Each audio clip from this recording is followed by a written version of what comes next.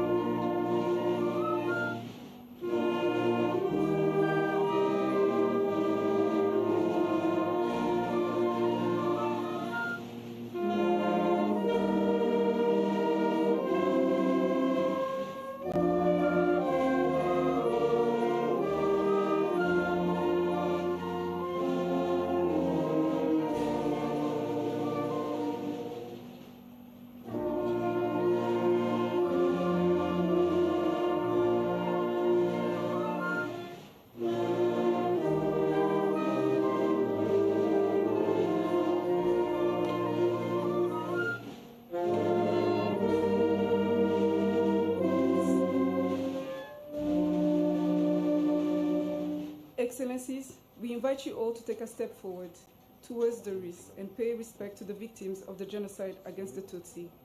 Please take a moment of reflection as the military band plays the Rivari.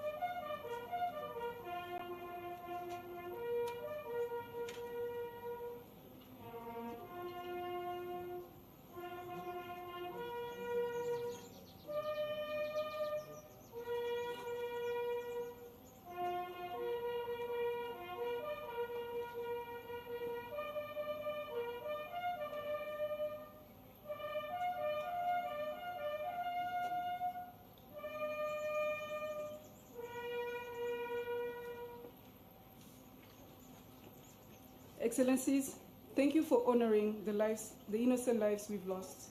Please proceed to the lighting of the flame of remembrance. Thank you.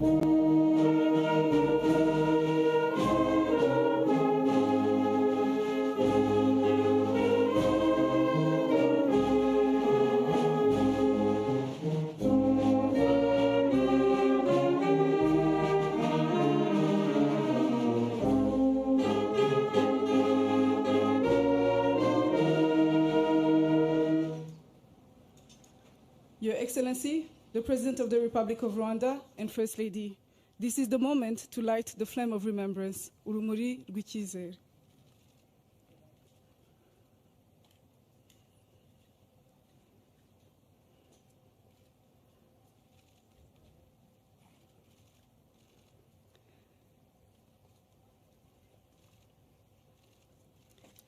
This flame symbolizes not only our past, but the hope for tomorrow. It will keep burning for the next 100 days.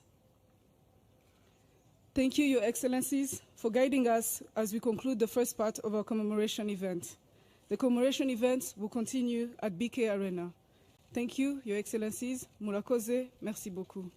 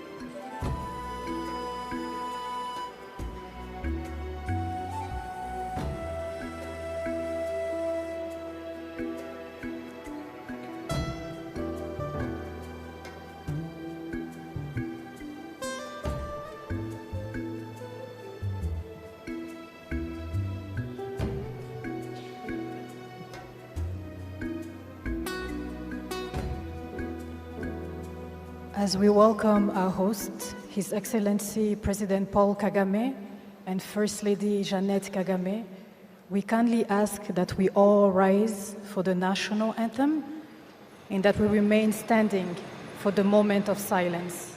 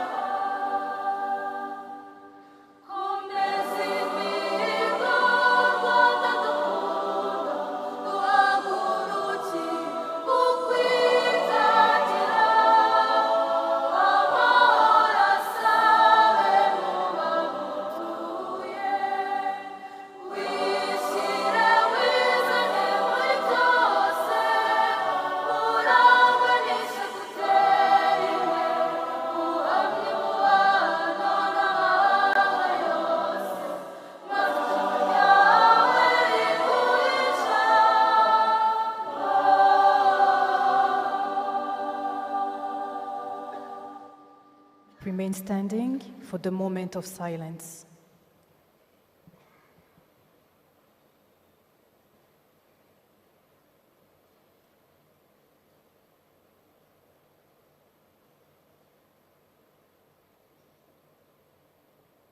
You may be seated.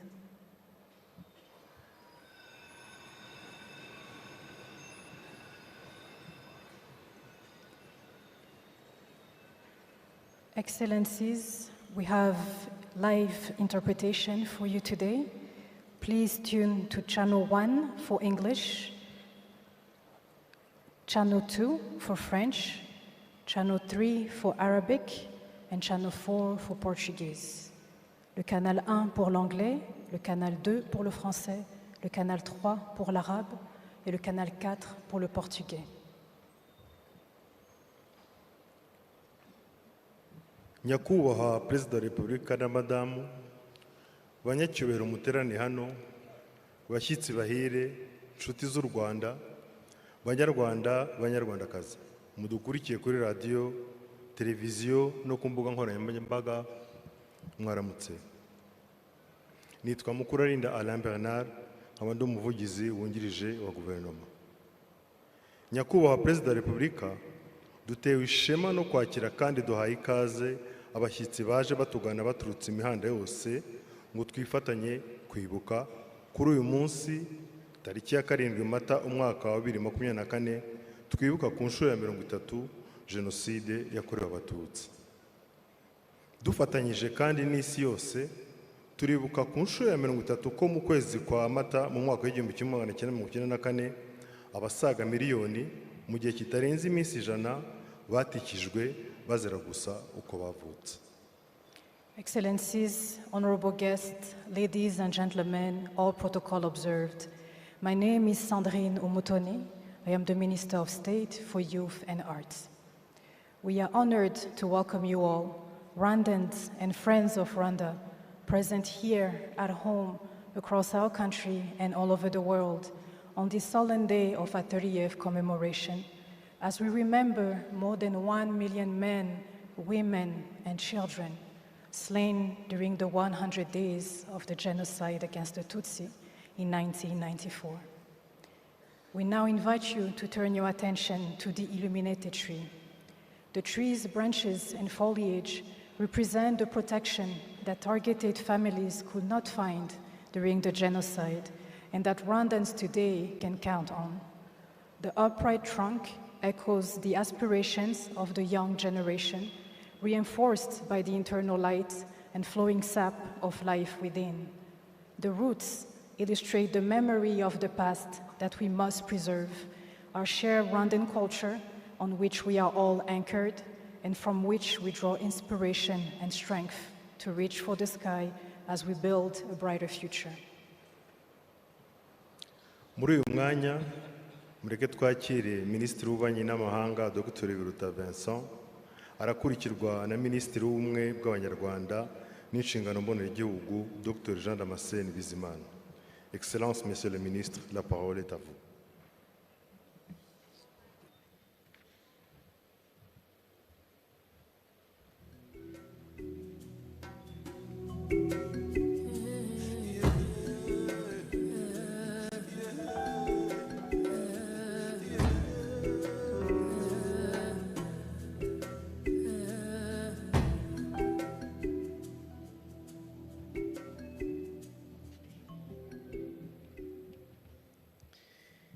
Your Excellency Paul Kagame, President of the Republic of Rwanda, and First Lady Jeannette Kagame, Your Excellencies, Heads of State and Government, Heads of Delegations, Heads of International Organizations, distinguished guests, ladies and gentlemen.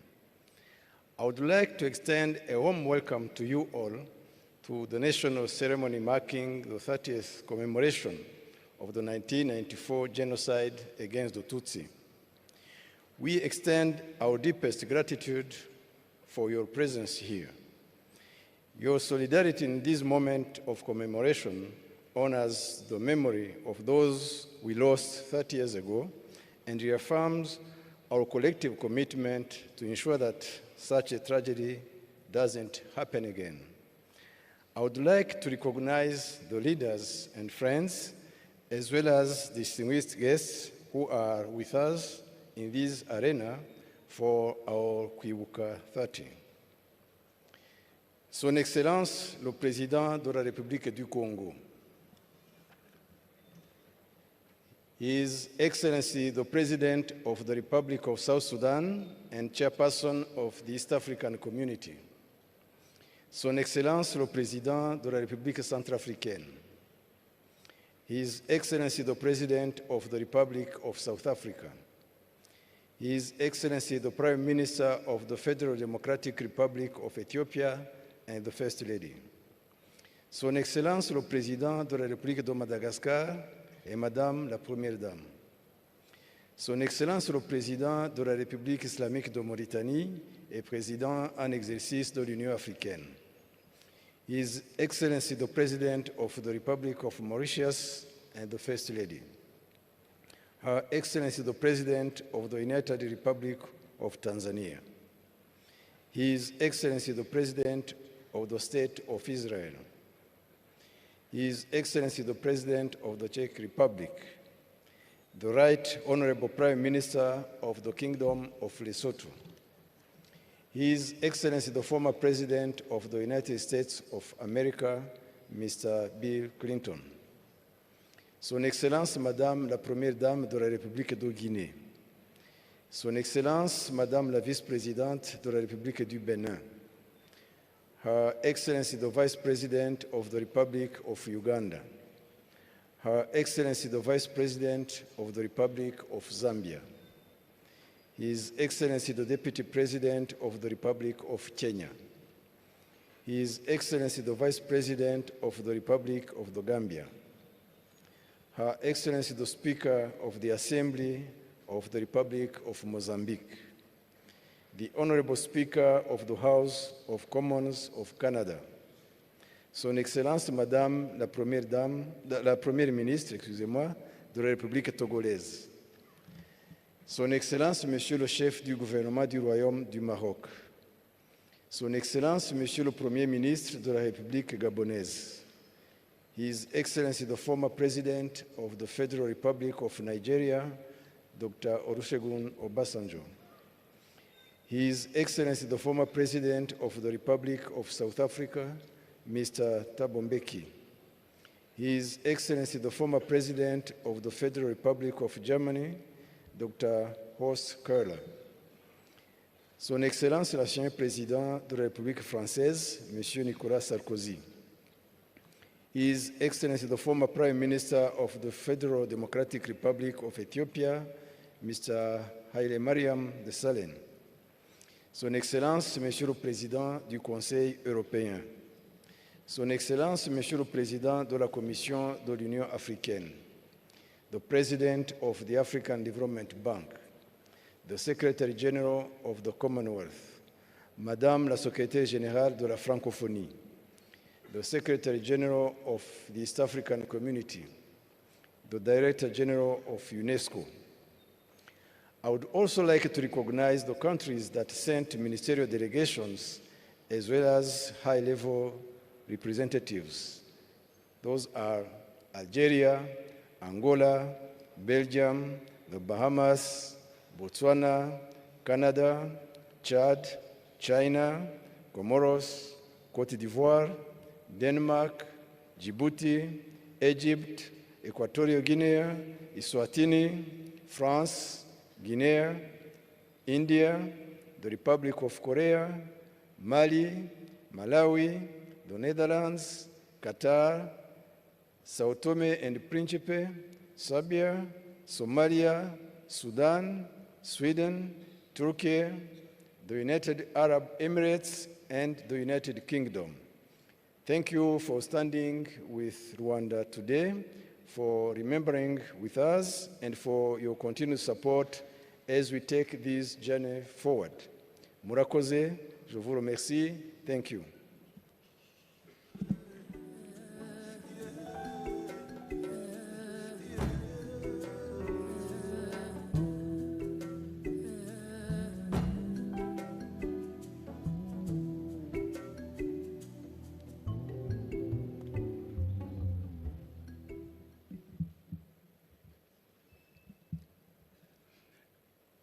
Nyakubahwa Perezida wa Repubulika, ba nyakubahwa bakuru b'ibihugu na za guverinoma n'imiryango mpuzamahanga, banyacyubahiro mwese mwadutabaye, mbashimiye umwanya mu mpaye w'ikiganiro ngo mvuge mu ncamake iby'ingenzi byaranze Jenoside yakorewe Abatutsi twibuka ku nshuro ya 30.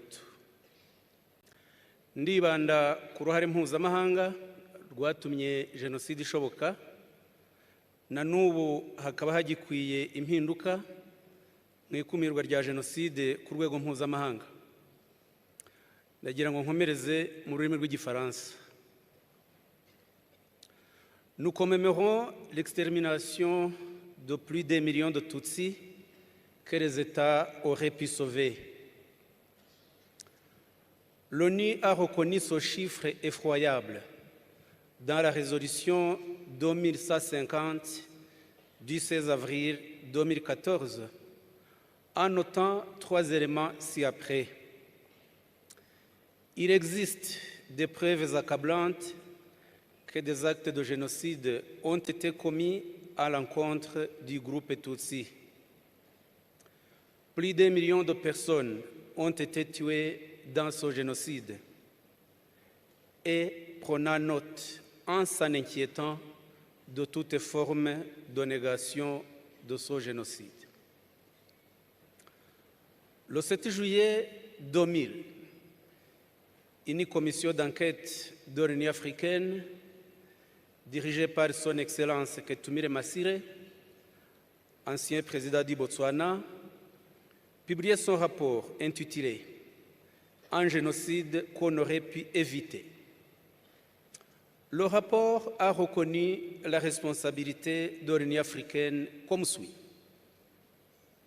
Le génocide qui advint au Rwanda aurait pu être évité par ceux de la communauté internationale qui étaient en position et avaient les moyens de le faire.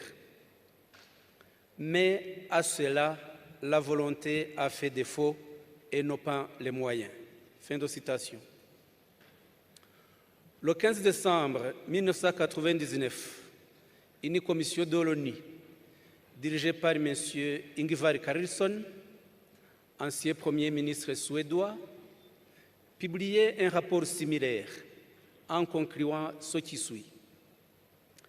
C'est sur le système des Nations Unies tout entier que retombe la responsabilité de n'avoir su ni prévenir ni mettre fin au génocide au Rwanda. En effet, Excellence, avant le génocide commis contre les Tutsis en 1994, l'ONU et ses États membres avaient toutes les informations nécessaires pour agir à temps. Le 11 août 1993, la Commission des Nations Unies pour les droits de l'homme publia une enquête concluant, je cite, « La population Tutsi est la cible de massacres à grande échelle menés par les forces armées rwandaises, les autorités administratives et les milices. Les victimes Tutsi, dans l'écrasante majorité, sont désignées comme cibles uniquement à cause de leur appartenance ethnique. Cette théorie pose clairement la question du génocide. Nous étions 8 mois avant le génocide proprement dit. Le 18 mai 1994, une délégation du gouvernement génocidaire rwandais, composée du ministre des Affaires étrangères, Jérôme Bicamumpaka, et du leader du parti extrémiste CDR, Jean Bosco Barayagwiza, siégea au Conseil de sécurité. Il y prit part au débat, falsifia les faits, inversant les responsabilités en accusant le Front patriotique rwandais de commettre soi-disant un génocide sur les Hutus. La conséquence sera que, dans la résolution 918, votée le même jour, l'emploi du terme génocide fut décliné.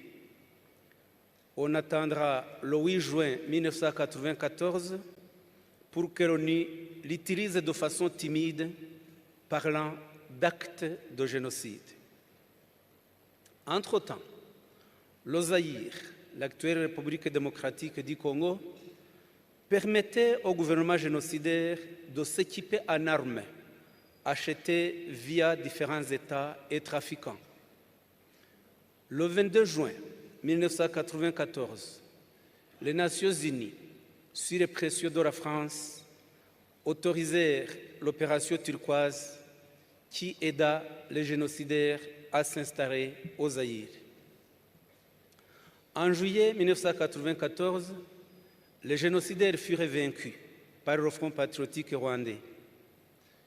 Le 30 octobre 1994, ils formèrent toutefois un gouvernement en exil, dirigé par le président et le premier ministre ayant conduit au génocide. Un état-major commandé par le général Augustin Bizimungu, chef d'état-major des forces génocidaires, fut également installé. Le ministre de la Défense sera le colonel Athanase Gasaki, qui dirigea avant et pendant le génocide le programme appelé Défense civile, qui distribuait des armes aux miliciens. Son adjoint fut le colonel Wagosora, cerveau du génocide. Le 3 avril 1995, ils ont créé un parti politique, Rassemblement pour le retour de la démocratie au Rwanda, RDR en sigle, ayant l'idéologie ethniste et négationniste affichée. Bref, l'administration génocidaire s'est reconstituée au Zaïre. Les FDLR, actives de nos jours en République démocratique du Congo, sont nés de ce système.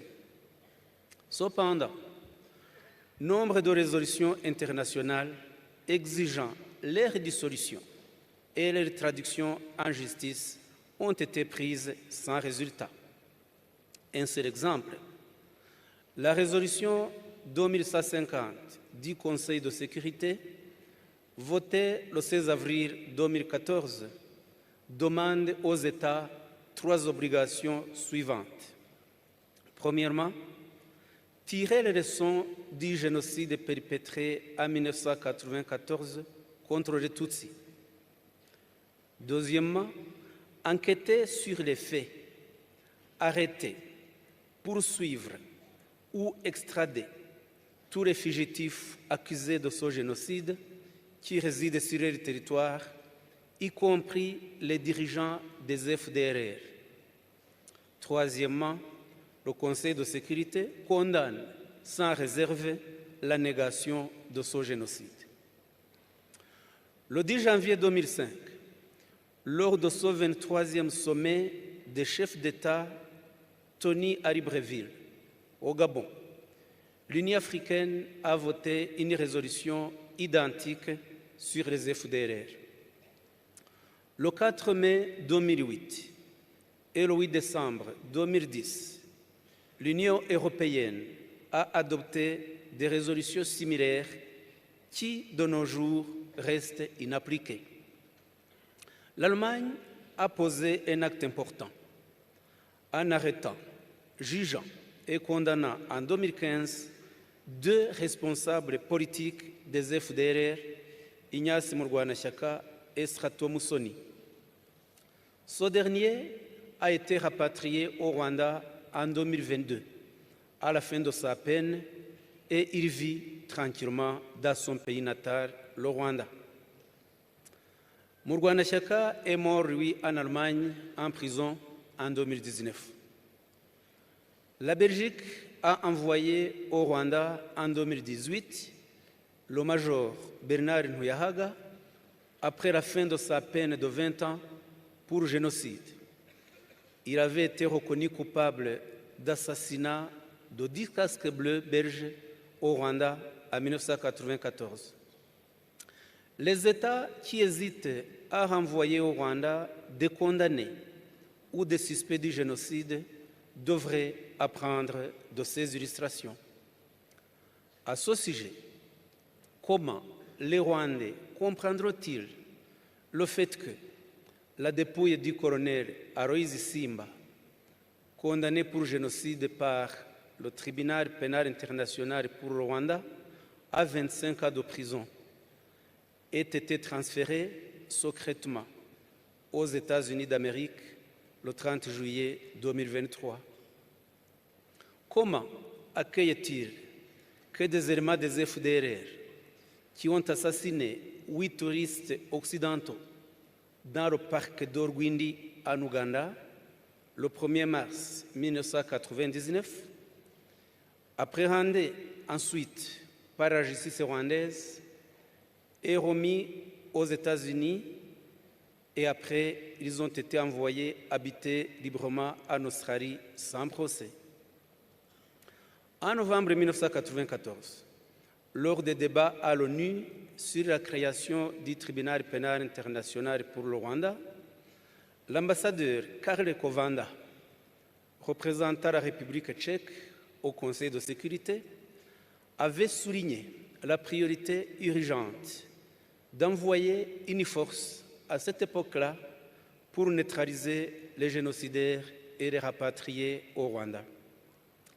Il n'a pas été écouté. 30 ans après, les crimes des FDLR sont d'actualité. On assiste aujourd'hui à une indifférence internationale semblable à celle prévalant au Rwanda entre 1990 et 1994. Cherche-t-on un autre million de morts pour agir? Ce serait une honte que cette commémoration appelle à stopper. Je vous remercie, Excellence.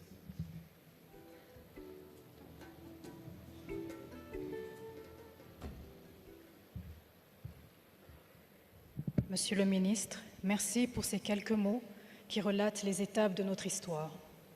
And now, Excellencies, distinguished guests, we will hear the first of 3 musical interludes of songs originally created for past commemoration ceremonies.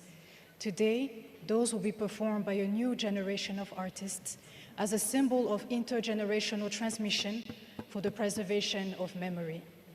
I would now like to invite Kenny Mirasano and Christian Wukuru to perform a medley of the songs Kwibuka, originally sung by Suzanne Nyiranyamibwa, and Never Again, sung by Masamba Intore.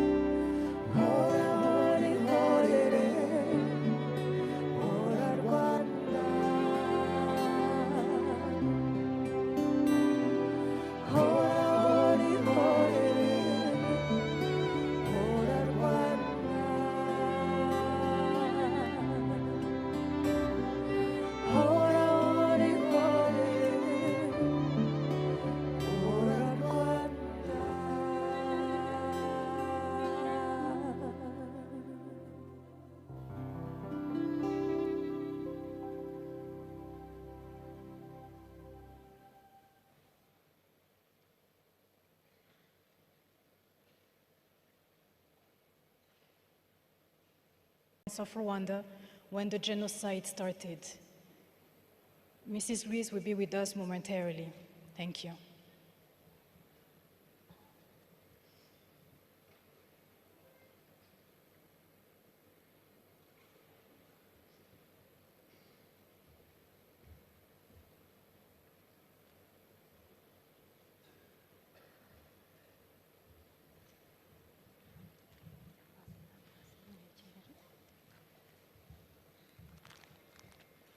Murakoze. Nyakubahwa Perezida wa Repubulika, nitwa Ayinkamiye Marie Louise, avukiye mu ntara y'Uburengerazuba mu karere ka Ngororero mu murenge wa Nyange, ni mu cyahoze ari komine Kivumu, prefecture ya Kibuye mbere ya jenoside. Ndubatse, mfite umugabo n'abana 5. Nyakubahwa Perezida wa Repubulika, nagira ngo mbwire abateraniye hano ko ubuhamya bagiye kumva ari ubw'umuntu wari ufite imyaka 11 mu gihe cya jenoside. Nari mutoya ariko mfite byinshi nabonye, hari n'ibyo nagiye nsobanukirwa uko nagendaga nkura. Navutse mu muryango w'abana 7, abakobwa 3 n'abahungu 4, dufite ababyeyi bombi, tubayeho ubuzima busanzwe bw'abandi banyarwanda. Cyakora twari dufite umwihariko, twari dusangiye n'abandi banyarwanda bitwaga Abatutsi, bwo kubaho mu buzima budafite umutekano wuzuye. Mama wanjye yavukaga muri komine Kibirira, aho mu kwezi kwa 10 hagati y'itariki 11 na 15 1990 muri komine Kibirira hishwe Abatutsi barenga 350. Ubwo ni muri muryango wa mama wanjye wose washize. Ntangira kubona ko tubayeho ubuzima tudafitiye uburenganzira. Ni kenshi cyane nabonaga mu rugo ijoro amafirimba avuga, induru zikavuga, nkabona ababyeyi baratubyukije ukajya kuducumbikishiriza mu baturanyi cyangwa se ku kiliziya cyangwa mu babikira. Ibyo nabibonaga kenshi. Ikindi nuko mu mashuri kwigagamo, jewe ishuri nigagamo twari Abatutsi 2, gukorerwaho umwitozo wo kuduhagurutsa bavuga ngo Abahutu bahaguruke n'Abatutsi bahaguruke. Ikintu cyanteraga igikomere gikomeye ko nabonaga iwacu mu rugo twifashije mu buryo natekereza ko ari twe dukwiye kuba turi abantu bameze gutyo. Nagira ntekereza ko bibaye ari ibigurwa bagombye kuba barabiguze kugira ngo natwe twebone mu muryango. Nabonaga abandi benshi babarizwamo kandi bikadutera ipfunwe mu bandi. Mu 1994 kwezi kwa 4 ku itariki 7 twari iwacu mu rugo mu muryango. Habyarimana yapfuye, ndabimenya nkuko n'abandi bose babimenye. Cyakoze njyewe sinamenye ingaruka bidufiteho ku myaka yanjye, mvaga ari bisanzwe, ariko mbona abandi barijimye, mbona ntabwo babayeho, harimo ikintu kidasanzwe. Mu rugo iwacu mu bana 7 twari duhari turi 5 ku itariki 8. Mama na papa wacu, mama wacu we yari yagiye Gitarama kure mu isengeneza aho wari urwaye. Jenoside itangira atari mu rugo, byaje kumuviramo amahirwe yo kurokoka arokokeye i Kabgayi. Musaza wanjye mukuru w'imfura yamenye ibirimo bitegurwa, agenda n'amaguru yihuta Gitarama n'amaguru mu ijoro agerayo. Nawe byamufashije kuzarokokerayo. Nari mfite mukuru wanjye wundi mukuru, ntabwo yabaga mu rugo, yari yaragiye kwiha Imana aba ahantu bita Mukarange. Uwo munsi wacu mu rugo ku itariki 8, mu ijoro ryo ku itariki 7 ishyira 8, twari dufite umuryango twari duturanye wabaga hitwaga Ibweramana. Iryo joro baraye bawishe, wari umuryango mugari cyane. Hanyuma nkangutse mbona iwacu hateraniye abantu benshi ndikanga, barambwira bati kwanda ku bana bapfuye. Mu gitondo papa byuka abwira mukuru wanjye ati jyana murumuna wawe na musaza wawe mutoya mujye ku kiliziya, natwe nimugoroba turaza kubasangayo. Ubwo yari kiliziya ya Nyange, paruwasi ya Nyange, niho bari barimo kutwohereza. Njyewe nahise ndababwira ngo mwanyemereye njyewe nkajya kwa marene wanjye. Nari mfite umubyeyi wabatisimu, hari maze iminsi mikeya mbatijwe, numvaga ari ahantu mparaye, ntabwo ari uko nari nzi ko naharokokera. Hanyuma ndababwira ntwaritse akaba ariho nigira, kuko n'ubundi ku kiliziya atari amakiriro, yari amabura kindi kujyayo. Barambwira bati se n'ubundi ntabwo tuzi aho umuntu azakirira, nibakureke wigendere. Navuye mu rugo nzamukana na mukuru wanjye na musaza wanjye mutoya, abandi basaza banjye bakuru babiri bari mu rugo, bari bagiye kwahura amatungo. Hanyuma tugeze ahantu twagombaga gutandukanira, bagakomeza bajya ku kiliziya, nanjye ngakomereza aho yitwaga Ingobagoba, aho nari ngiye kwihisha.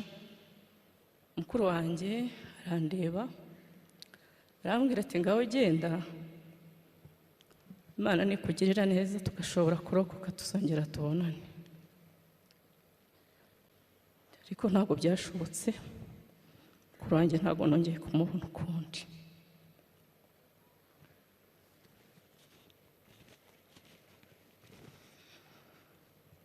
Yakomereje ku kiliziya na musaza wanjye mutoya, njyewe nkomereza mu muryango nari ngiyemo. Mbere yuko nkomeza ubuzima nabayemo aho nari ngiye, kamvuge gatoya urugendo rw'abarigiye ku kiliziya, nubwo ntarindi ariko aho narindi makuru nayanamenyaga, ndetse na nyuma dukomeza gukurikirana kugira ngo turebe ko hari umuntu yaba yararokoye, nubwo bitadukundiraga. Kenshi twumvaga amakuru mabi y'urupfu bapfuye. Nashoboye kumenya ko bageze ku kiliziya nimugoroba. Ku munsi ukurikiye mukuru wanjye bari bashonje, ajyana agasaza kanjye gatoya bajya mu babikira. Twari tuziranye kuko umuryango wabo niwo mukuru wanjye yaragiye kwihama Imana, bagenda nk'abagiye gusaba ibyo kurya. Hanyuma mukuru wanjye arujya urwara, agasaza kanjye ngo katamukurikira bavayo. Agasaza kanjye kaje kurokoka, ayo ni amakuru yo yambwiye nyine uko byagenze kugira ngo asigare ku babikira. Mukuru wanjye yasubiye ku kiliziya, ubwo yari arimo na papa wanjye na basaza banjye babiri. Papa yagerageje kubashyira mu miryango ngo babahishe, ariko ntibyakunda, bahita babazana ku kiliziya nabo, aho umugambi wo kubicira wari uteganyirijwe. Hanyuma babaye mu kiliziya bagerageza kwirwanaho uko bashoboye, ntibyakunda, kubera ko ku itariki 16 z'ukwezi kwa 4 nibwo Padiri Seromba wari uyoboye kiliziya ya Nyange yatanze uburenganzira bwo gusenya kiliziya yose kugira ngo bizere neza ko abatutsi bose bari bahungiyemo barangiye kwicwa. Kiliziya barayihiritse, ubuzima bw'abacu bose burangirira aho ngaho.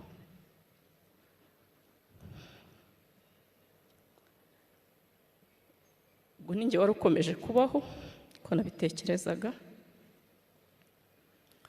Nari naragiye mu muryango kwa marene, yari umugabo n'umugore.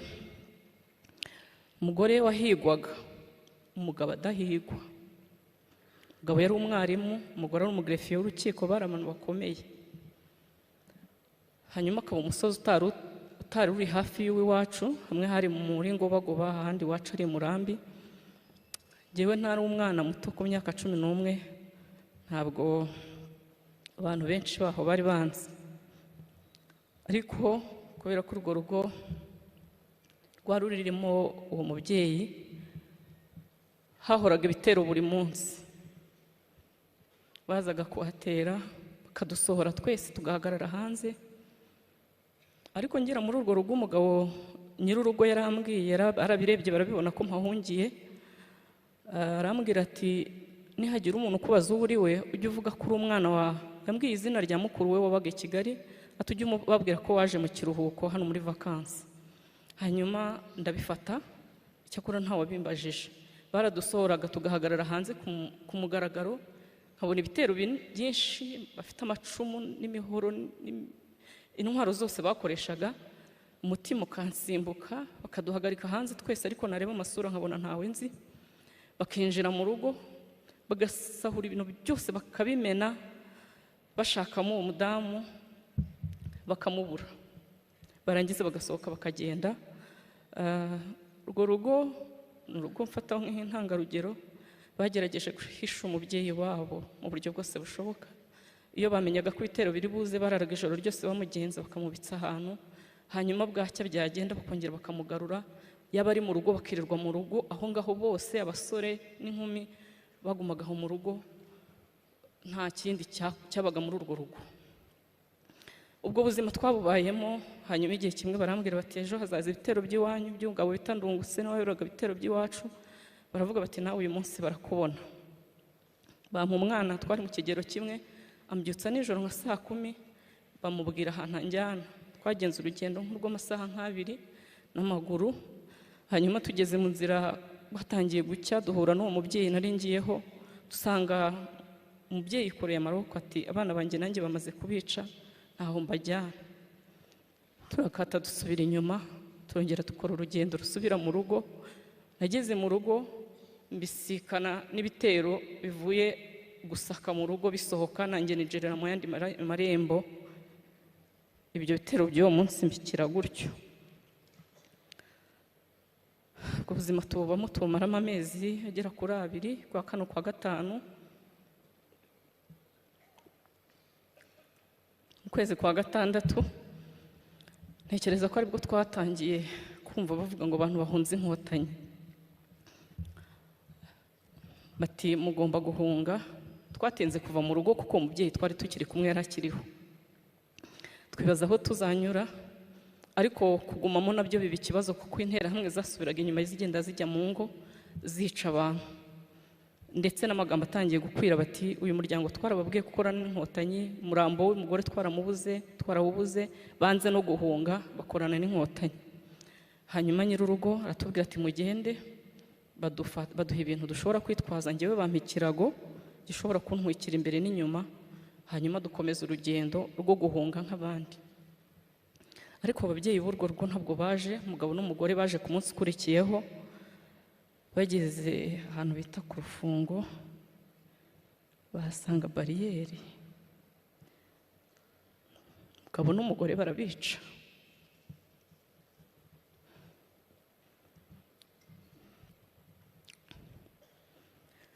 Aho twari tugeze Rubengera, njyewe nari naramenyereye nyine ko nabaye imfubyi ari njyewe uhari, ba bana twari kumwe nabo ubuzima bwabo nabo bawe bw'ubupfubyi.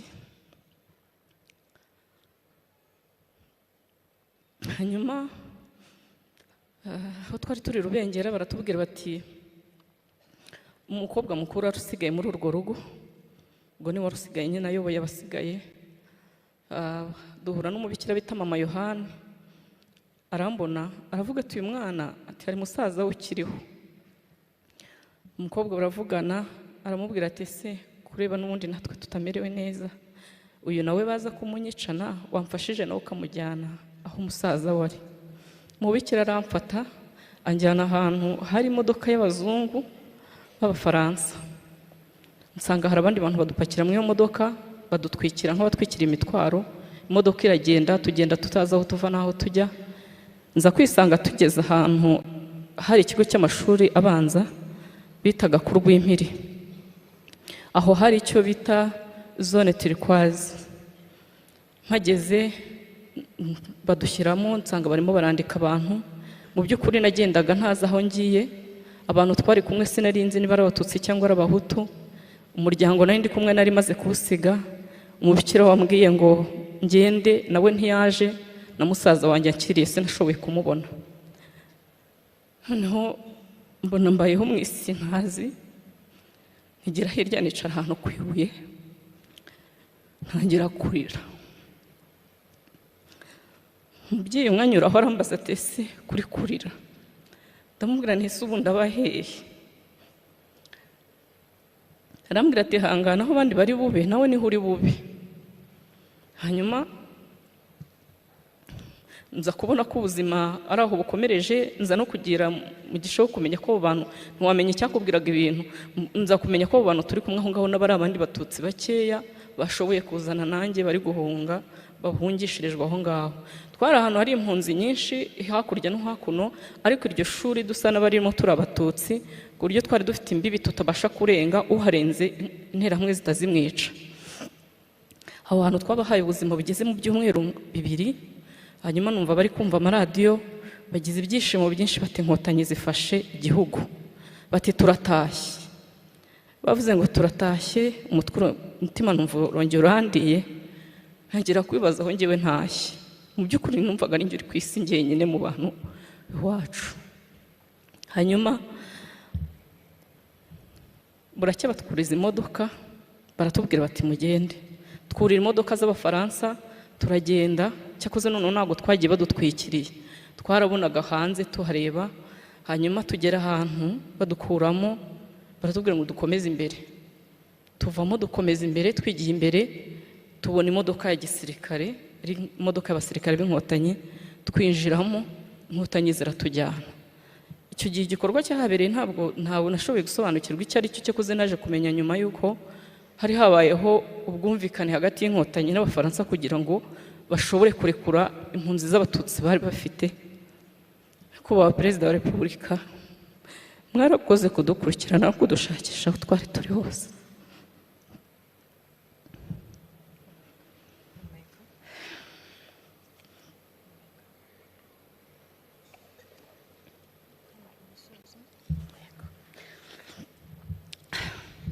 Inkotanyi zatugejeje Nyabisindu, Gitarama, dusa n'abatangiye ubuzima, aho mpamenyera amakuru y'uko mama wanjye yarokotse, nza no kumubona, munezero numva uragarutse. Dutangira ubuzima bwo kwiyubaka. Musaza wanjye muto yaje kurokoka, umusaza wanjye mukuru yaragiye mu gisirikare, nza kumubona nyuma. Dutangira ubuzima bwo kwiyubaka mu bikomere byinshi by'ubupfubyi n'ubupfakazi. Hanyuma ariko ubuzima buremera, leta y'ubumwe bw'Abanyarwanda iduha ibyangombwa nkenerwa kugira ngo ubuzima bukomeze. Tugisubira mu mashuri turiga, turarangiza. Mfite amashuri kugera ku cyiciro cya 3 cya kaminuza, icyo nize niyishyurira, numva ubuzima bwaragarutse. Nyakubahwa Perezida wa Repubulika, imyaka 30 irashize muhagaritse jenoside. Kuri twebwe imyaka 30 irashize twongeye kubona ubuzima. Uyu munsi wa none umwana wanjye mukuru afite imyaka 11. Ni imyaka ingana nk'iyo nari mfite mu gihe cya jenoside. Ahubwo kubera kuvukira kuri leta zitandukanye, uyu mwana wanjye ni muzima, ni umunyarwanda muzima, niko ajya atahavuga ngo ndi umunyarwanda muzima ukunda igihugu n'abagituye. Yubatse neza, afite ubuzima bwiza butandukanye n'ubwo nabayemo. Turabashimira umurongo mwiza mwaduhaye wo kubaho nk'Abanyarwanda, kandi uyu mwanya nsoza ubuhamya bwanjye ndabizeza ko twebwe nk'Abanyarwanda, by'umwihariko abarokotse jenoside, turimo turubaka igihugu, dufite imbaraga nyinshi, umwete mwinshi wo kurinda ibyagezweho, kandi tuzabigeraho. Murakoze, dukomeze kwibuka twiyubaka.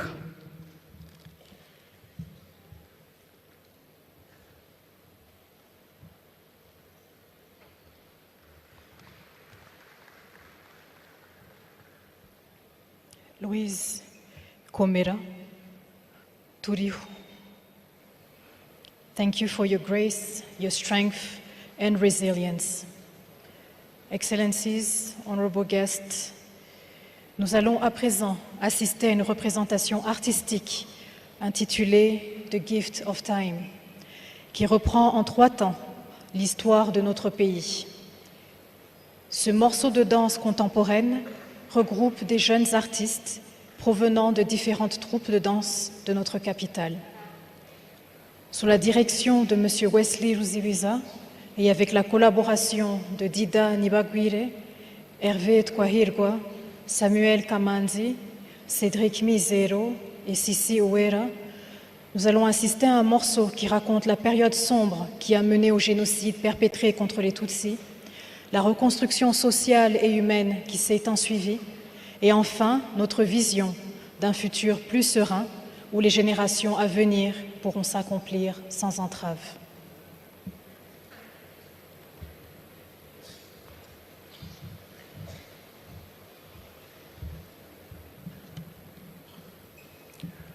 Nyakubahwa Perezida wa Repubulika, tugiye gukurikirana igihangano cya Ruzibiza Wesley.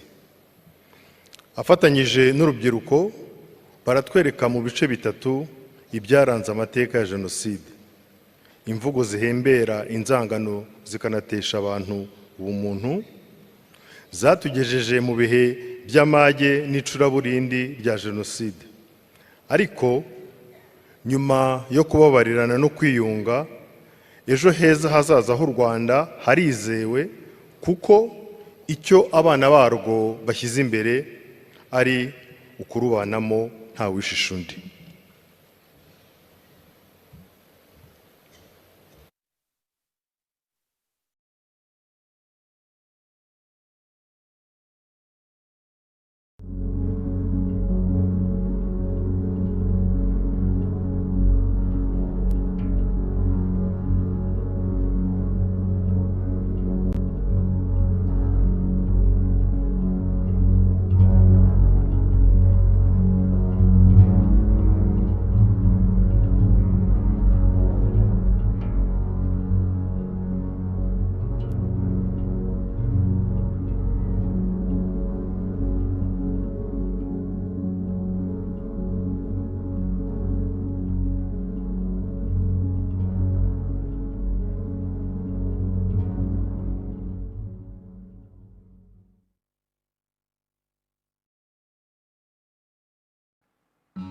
Twaje hano twese, twaje twisize icyezamutima, uhora wererwa na gihanga. Babyeyi batubyaye, babujije kuturera no kutubona ubudukuze. Namwe bavandimwe bacu, barimo ibisekeramwanzi, byasekeraga imihoro. Nimuseke mugororoke, mwakira amaturo y'amashami yanyu yashibutse. Nimwakira amatungo atungiwe i Rwanda. Nimwakira imbuto zisakambye mu Rwanda. Mudutsindira abanzi nk'uko twanabatsinze. Impundu duteye ntizibateshe ijabiro ryanyu. Museke mugororoke.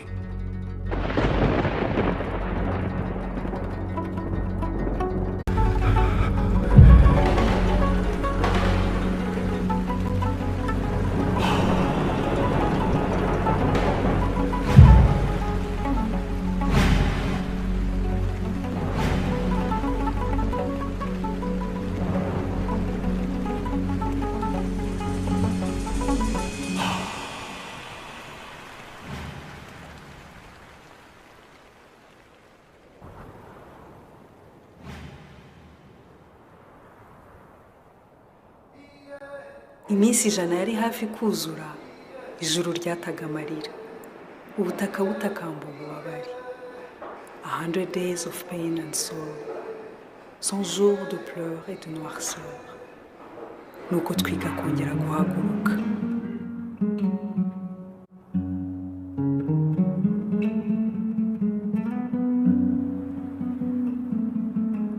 Humeka, ruhuka, haguruka, ema, komera.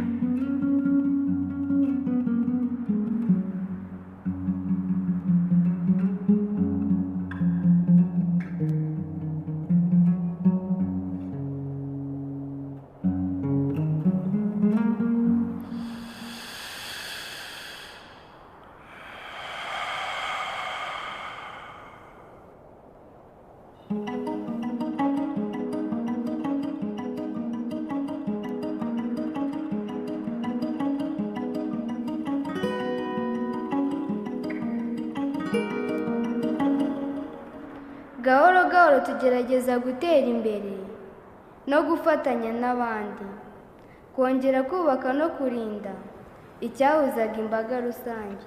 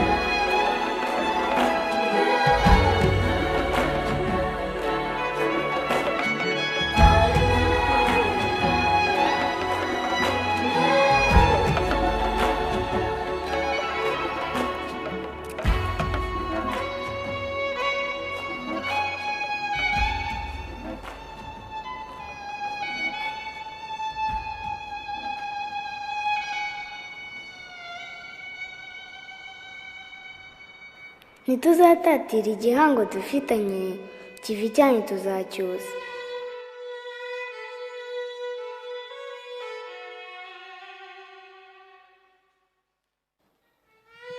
We remember. We remember. We remember. Nous nous souvenons. Nous nous souvenons. Nous nous souvenons. TWIBUKA. TWIBUKA. TWIBUKA.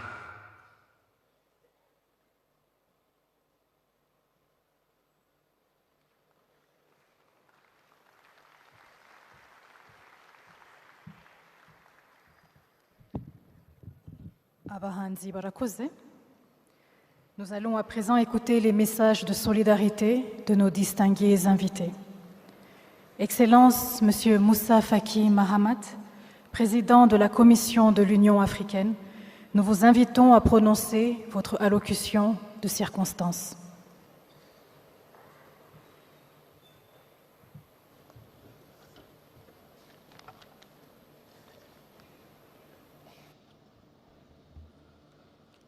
Excellence Paul Kagame, président de la République du Rwanda. Excellences, Mesdames et Messieurs les chefs d'État, de gouvernement et de délégation. Excellences, Mesdames les Premières Dames, Excellences, Messieurs les chefs des organisations internationales et régionales, distingués invités, chers frères et sœurs rwandais, Mesdames, Messieurs. C'est toujours un moment de rendez-vous fort, avec mille et une immenses émotions, de profonds questionnements et des sentiments admiratifs des capacités de relèvement, chaque fois que nous foulons le sol de ces pays sortis vers le haut de ces cendres. Le génocide contre les Tutsis, dont nous méditons la 30e commémoration aujourd'hui, est pour moi tout cela à la fois. Il y a 30 ans, l'horreur s'abattait sur le Rwanda. Des forces meurtrières, nourries par des funestes idéologies ethnicistes, répandaient un discours de haine, un discours manipulateur, un discours avilissant au sein de la population de ce beau pays, connu pour la douceur de son climat et la verdure de ses collines. Comme résultat, dans l'intervalle de 3 mois, plus d'1 million de Tutsis avaient été décimés dans d'abominables conditions de souffrance et d'inhumanité. 3 décennies après le déclenchement de cette horreur indescriptible, nous sommes toujours interloqués, douloureusement questionnés sur l'absurdité, la déraison, la folie, le dépassement éhonté des limites de notre humanité. Comment? Pourquoi? Pour quelle fin? Quel mobile? Quelle soif étanche-t-on par l'extermination des autres, de tous les autres? Que pourrons-nous dire ou faire aujourd'hui? D'abord, d'accomplir un devoir de remembrance. Il faut en effet se souvenir pour ne pas oublier. Il faut se souvenir ensuite pour comprendre la profondeur des blessures infligées. Il faut se souvenir enfin pour mesurer la bestialité qui somnole en l'homme et trouve paradoxalement un exutoire dans une totale destruction de la dignité humaine. dans les crimes intrafamiliaux et autres commis au grand jour, parfois en plein site religieux, lesquels, dans un tragique retournement inattendu de rôle, s'étaient rendus complices d'une malfaisance inadmissible et généralisée. Il faut se souvenir de surcroît, surtout pour apprécier, sur fond de fierté inaltérable, le chemin parcouru par le Rwanda depuis cette sombre époque. Comment, de ces grands malheurs qui semblaient avoir irréversiblement anéanti la nation rwandaise, s'est édifiée une nouvelle réalité nationale égalitaire, forte, structurée, en constant progrès dans son dessein d'unité et de prospérité collective. Visitons en un mot le chemin. Il est balisé en premier lieu par une réconciliation des cœurs, des esprits, des consciences. Cette refonte des âmes s'est élaborée à travers une combinaison réussie des ressources de la justice et des sources de la sagesse africaine, éclairée par une volonté politique trempée dans l'acier et marquée par une obstination à atteindre le but poursuivi. Le processus de relèvement rwandais s'est projeté à corps perdu dans le futur. Excellences, Mesdames et Messieurs, Monsieur le Président Paul Kagame,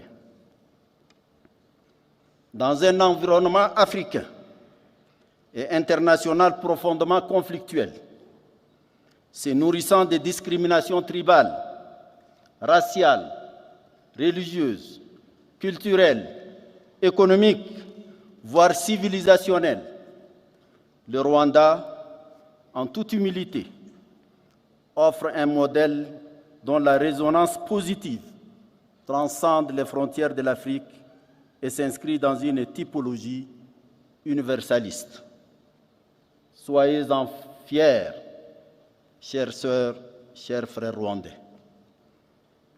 Ce panorama saisissant est dessiné d'une part par les malheurs et d'autre part par la construction patiente et méthodique d'un ordre social en pleine réconciliation. Comment dès lors ne pas s'incliner devant le génie du peuple rwandais qui a su, sous un leadership exemplaire à tous égards, transcender toutes les fragilités de l'être humain. En dernière analyse, il faut se souvenir, oui, se souvenir pour renouveler le serment. Plus jamais ça. Plus jamais ça. C'est aussi un serment de fidélité aux valeurs élevées de travail, d'empathie et de solidarité qui raffermissent les liens d'humanité entre tous les hommes et toutes les femmes du pays. L'Union africaine, dont toutes les nations furent profondément bouleversées par l'indescriptible tragédie du génocide contre les Tutsis, n'avait malheureusement pas trouvé au moment du drame, à l'instar d'autres acteurs internationaux, dont la responsabilité aujourd'hui est établie, les réponses appropriées. Le rappel historique de tout à l'heure nous le rappelle. Personne, pas même l'Union africaine, ne saurait se disculper de son inaction face à la chronique d'un génocide annoncé. Ayons le courage de le reconnaître et surtout de l'assumer. Ce n'est pas trop cher payé pour les victimes et leurs descendants. L'Afrique, pourtant, rejette avec une totale aversion l'idéologie criminelle et abjecte du génocide, dans ses composantes faussement justifiées ou nourries par la haine, l'ethnicité, le suprématisme, l'exclusion de toutes les formes de négation de l'autre. Aussi, puis-je annoncer dans cet esprit ma décision de nommer à l'occasion de cette 30e commémoration un envoyé spécial pour notre action multiforme contre le génocide en la personne de M. Adama Dieng, qui a longtemps travaillé au tribunal pénal d'Arusha sur le génocide contre les Tutsis et ailleurs aux Nations Unies sur les mêmes problématiques. Excellences, Mesdames et Messieurs, la 30e commémoration du génocide contre les Tutsis résonne tel un hymne chanté en chœur endeuillé à la gloire du dépassement de soi pour monter plus haut, encore plus haut que les sommets des 1000 collines caractéristiques de ce pays, plus haut que cet arbre florissant, toujours plus sur l'échelle des valeurs humanistes, créatrices de concorde, de prospérité inclusive et de bonheur collectif partagé. Que les vivants demeurent fidèles à ces serments. Que les morts, vivant dans nos consciences, reposent dans la paix éternelle. Je vous remercie de votre bienveillante attention.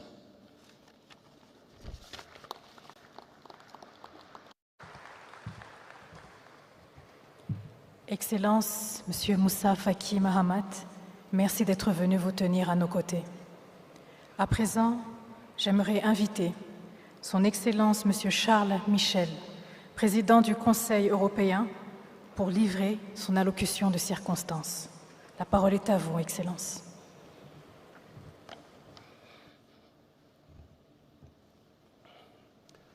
Monsieur le Président de la République Paul Kagame, chère Première Dame Jeannette Kagame, Excellences, Mesdames et Messieurs les chefs d'État et de gouvernement, Mesdames et Messieurs,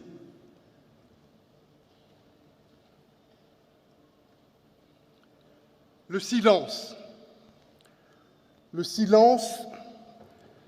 c'est le respect, le silence, c'est le recueillement, le silence, c'est aussi la commémoration en communion du génocide perpétré contre les Tutsis. Nous entendons ces bruits, ces clameurs, ces cris qui remontent d'il y a 30 ans. Et j'ai, en me tenant devant vous, en mémoire ce témoignage d'un enfant. Il avait à l'époque l'âge de mes enfants. Il s'appelle Révérien.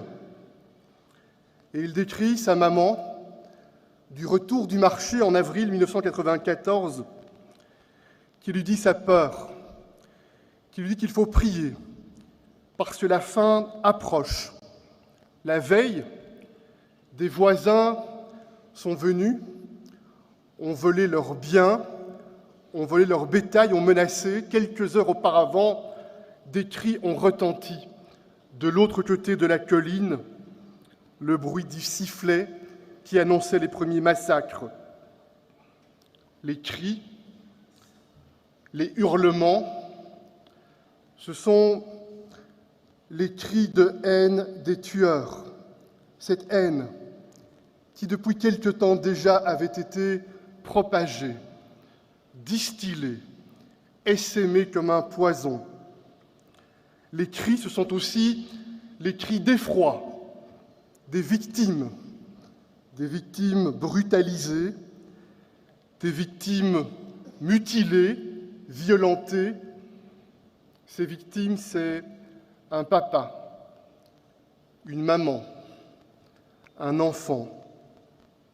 Ces cris, On les entend depuis la maison voisine, on les entend depuis les écoles, depuis les églises, depuis un barrage au bord d'une route.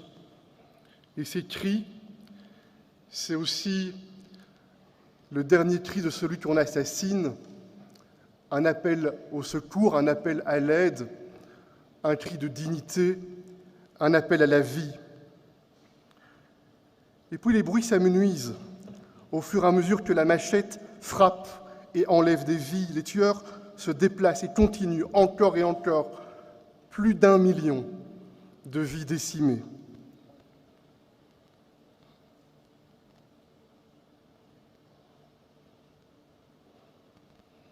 Le silence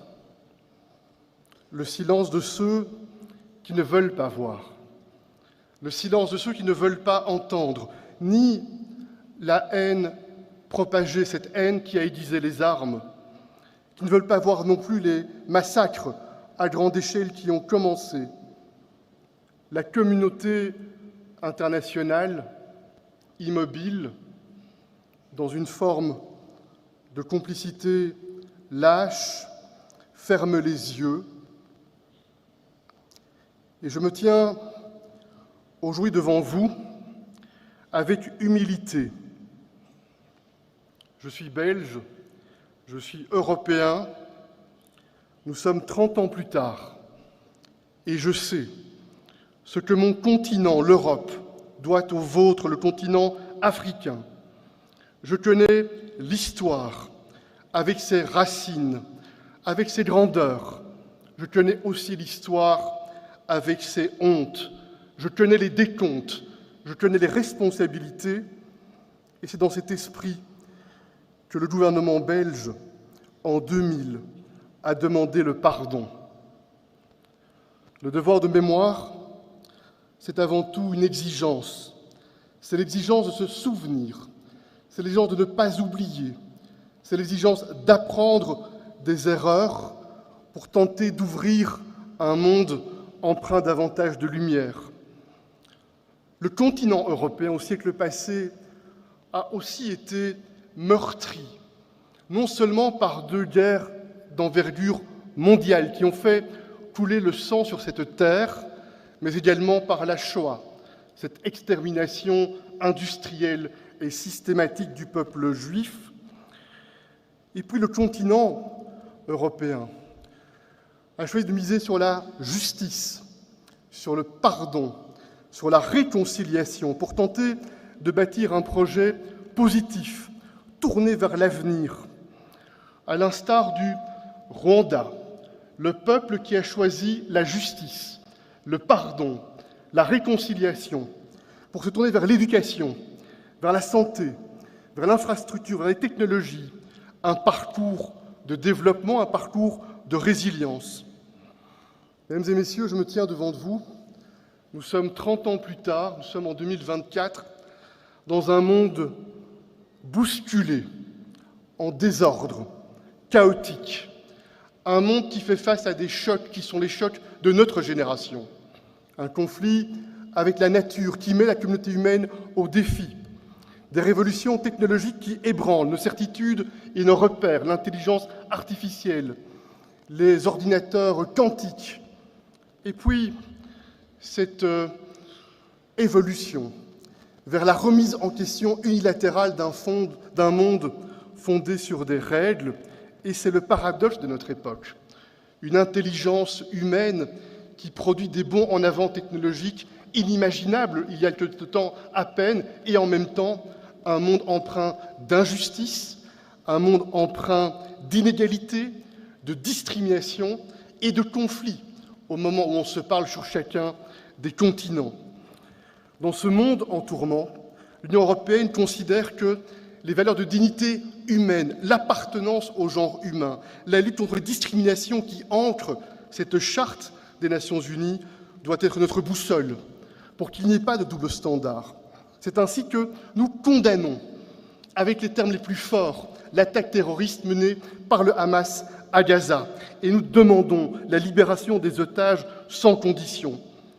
Mais nous voulons aussi, au départ du Conseil européen, qu'un accès humanitaire soit possible et qu'un cessez-le-feu puisse intervenir, ainsi que le respect des décisions de la Cour internationale de justice. Monsieur le Président, Excellences, Mesdames et Messieurs, sur cette terre, aux 1000 collines, cette terre verdoyante, il y a 30 ans, l'horreur absolue, infinie, a frappé. Que de douleurs personnelles, que de tragédies. Et puis le choix a été celui de la réconciliation, le choix de la reconstruction pas à pas, avec ténacité, parole après parole, aveu par aveu, et le pardon pour retisser le tissu d'une société qui se fonde sur la dignité de chaque être humain, la foi dans le genre humain, la réconciliation entre voisins, entre communautés, entre pays. Cela requiert du courage, cela requiert de la volonté, c'est une exigence, mais c'est aussi une condition pour être à la hauteur de cet arbre de lumière qui représente l'espoir et l'espérance. Partout, toujours, porter cette lumière, la lumière de la dignité, c'est l'engagement qu'ensemble nous devons prendre, c'est le chemin, je forme le vœu, que nous empruntions. Merci pour votre attention.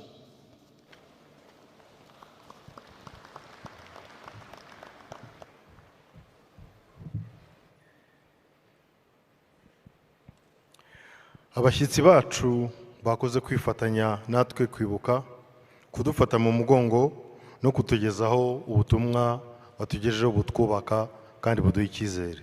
Muri uyu mwanya reka twakire abahanzi Neri Ngabo na Aline Sano mu ndirimbo Mbatuye imitima tugutuye.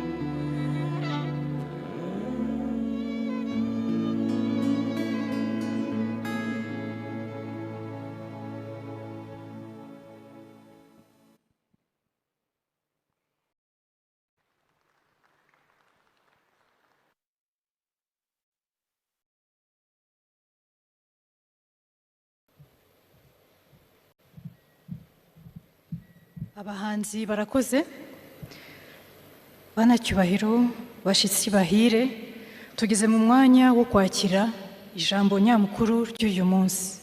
Your Excellency, President Paul Kagame, we now invite you to deliver your keynote message.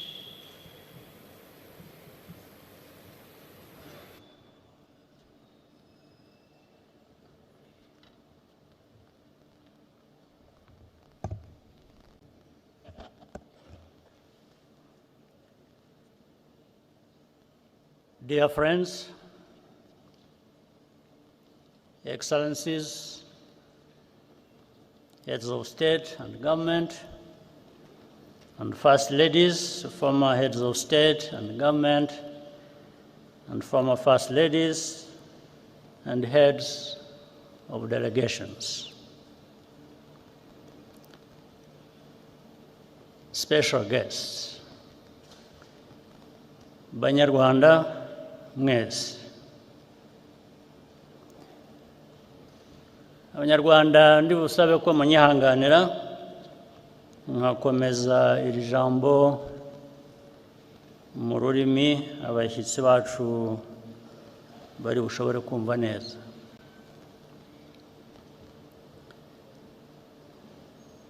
Today, our hearts are filled with grief and gratitude in equal measure. We remember our dead and are also grateful for what Rwanda has become. To the survivors among us,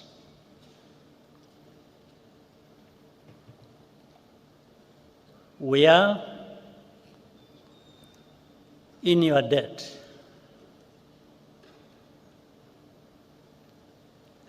We asked you to do the impossible by carrying the burden of reconciliation on your shoulders.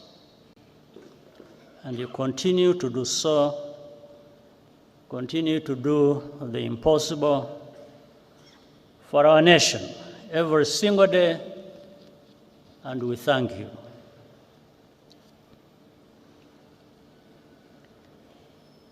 As the years pass,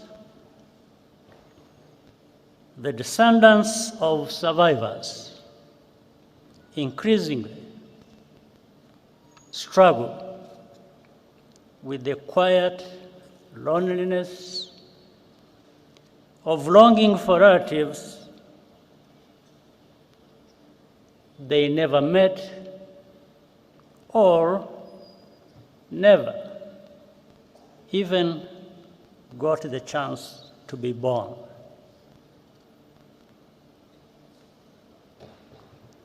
Today,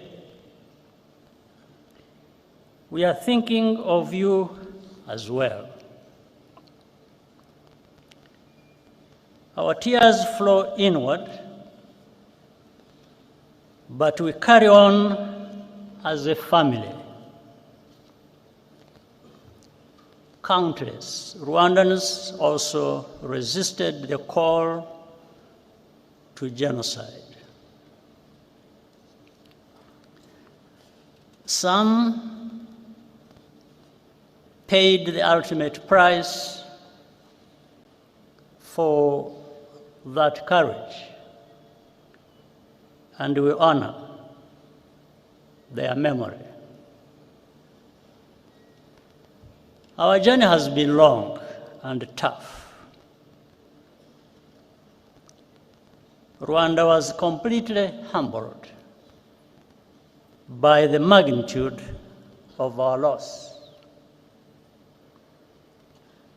And the lessons we learned are engraved in blood.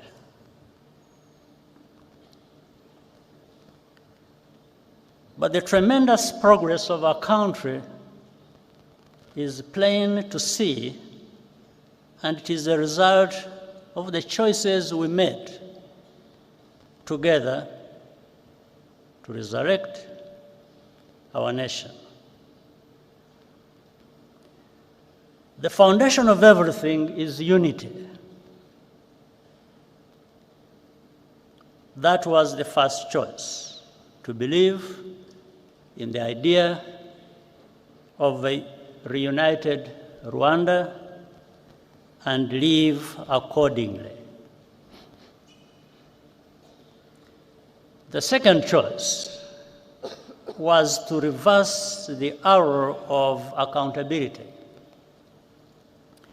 which used to point outwards beyond our borders.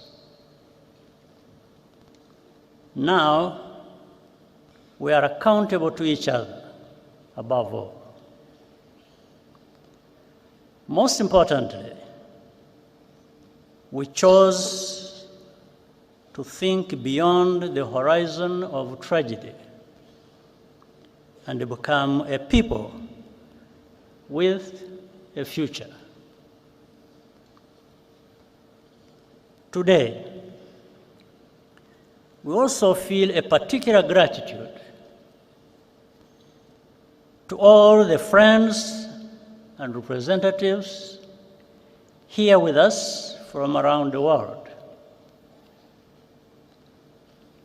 We are deeply honored by your presence alongside us on this very heavy day.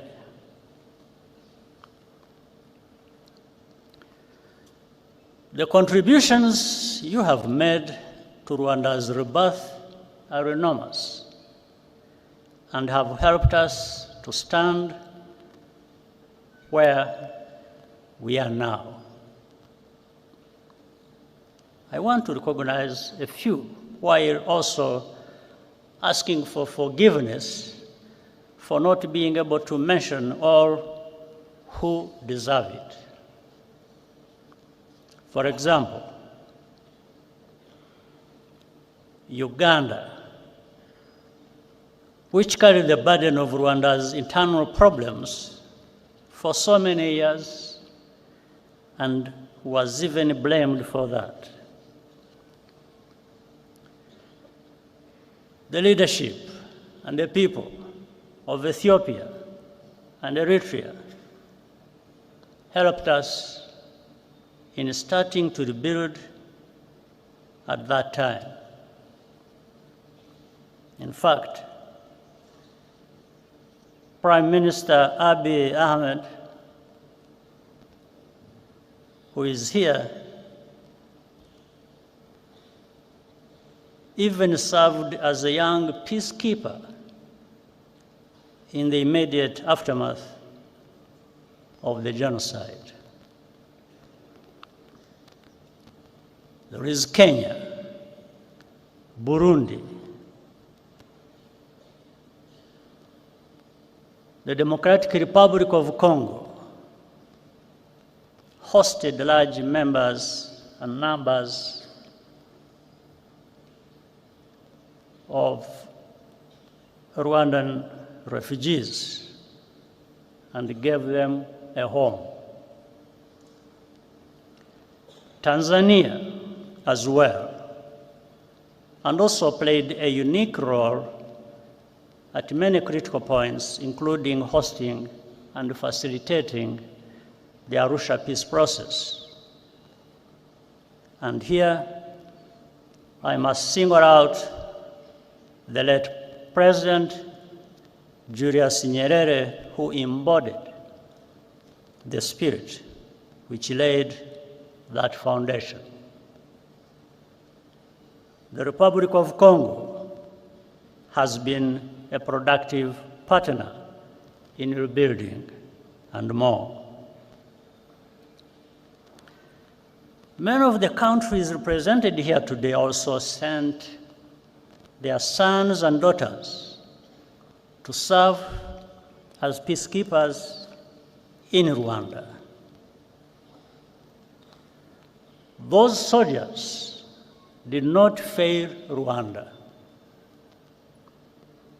It was the international community which failed all of us, whether from contempt or cowardice. Among those here with us today, I salute the widow and daughter of the late Captain Mbaye Diagne of Senegal, who died a hero as he rescued many Rwandans from death. At the United Nations Security Council in 1994, moral clarity came from Nigeria, the Czech Republic, and even as far away as New Zealand. Their ambassadors had the courage to call the genocide by its rightful name and resist political pressure from more powerful countries to hide the truth. Ambassador Ibrahim Gambari of Nigeria and Czech Ambassador Karol Kovenda are here with us today, and we applaud you.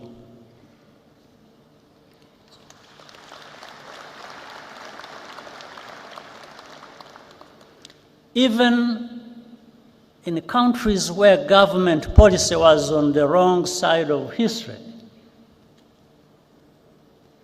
both during the genocide and even afterwards,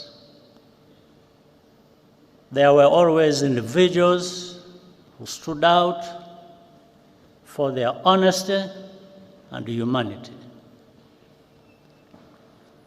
We shall always be grateful.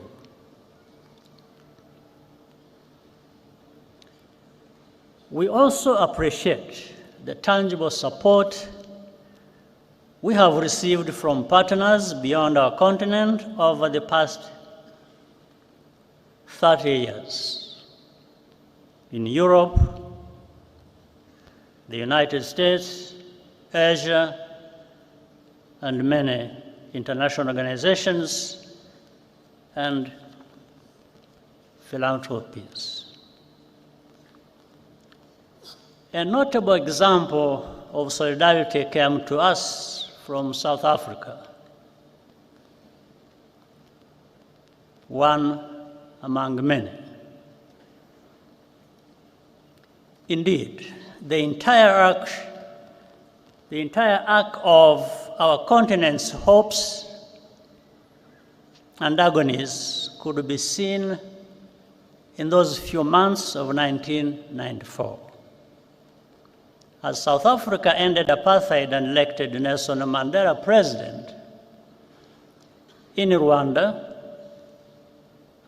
the last genocide of the 20th century was being carried out.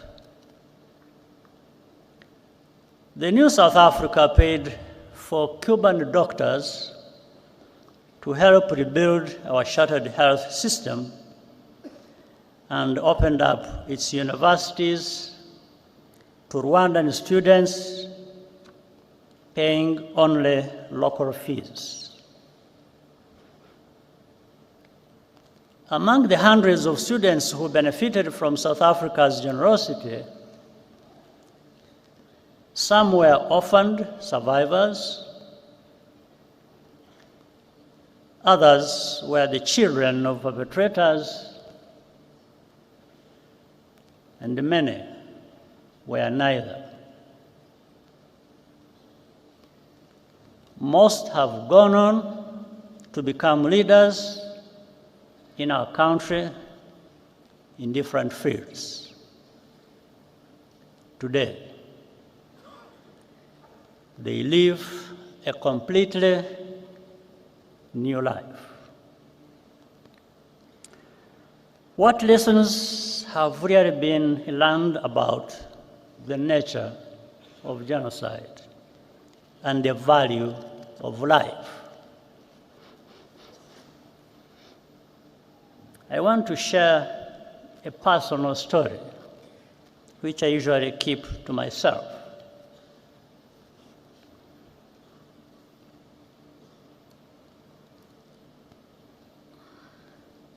My cousin,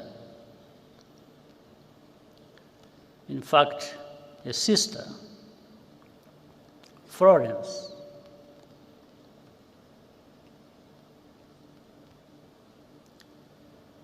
worked for the United Nations Development Program in Rwanda for more than 15 years.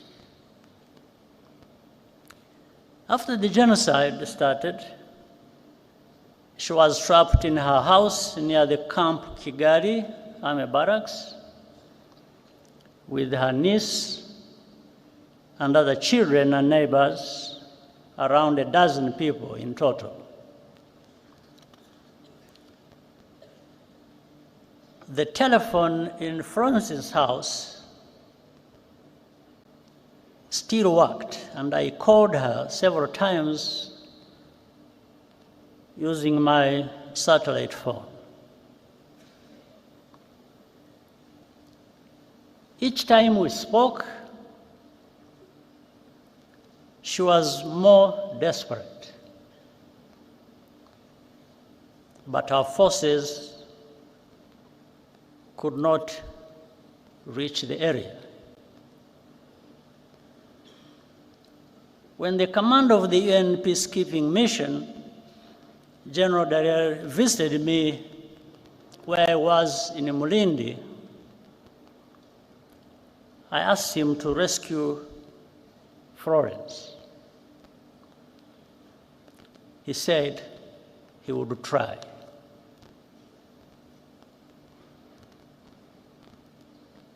The last time I talked to her, I asked her if anyone had come. She said no, and started crying.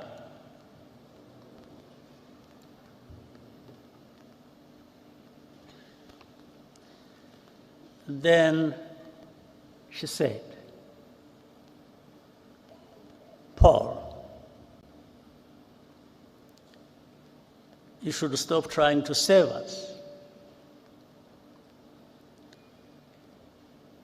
We don't want to live anymore anyway."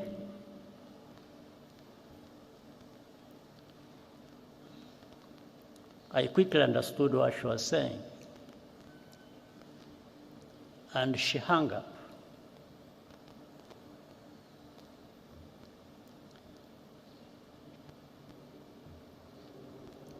At that time,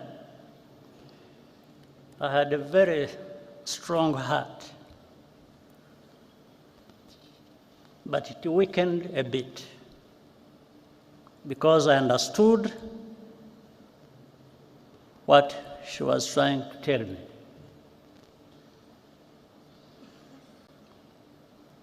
On the morning of May 16th, following a month of torture, they were all killed, except for one niece who managed to escape, and thanks to a good neighbor. It later emerged that a Rwandan working at the UNDP betrayed his Tutsi colleagues to the killers. Witnesses remember him celebrating Florence's murder the night after the attack. He continued his career with the United Nations for many years, even after evidence implicating him emerged. He's still a free man, now living in France.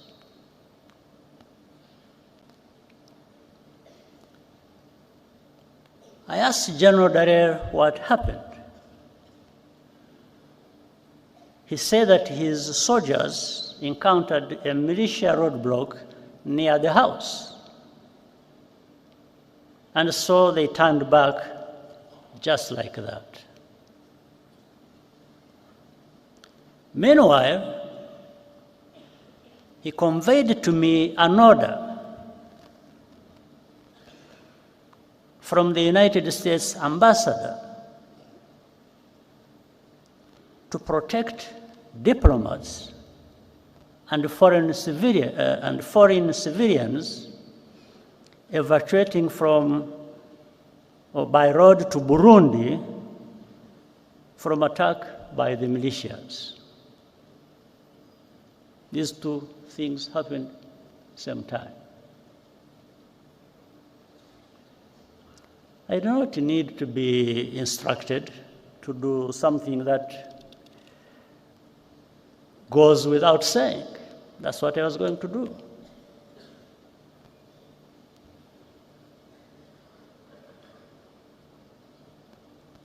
But the militias ran away, or rather peacekeepers ran away from militias, were manning a roadblock.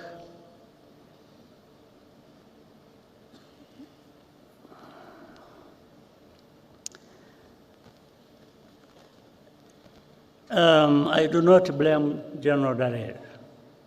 He's a good man who did the best that could be done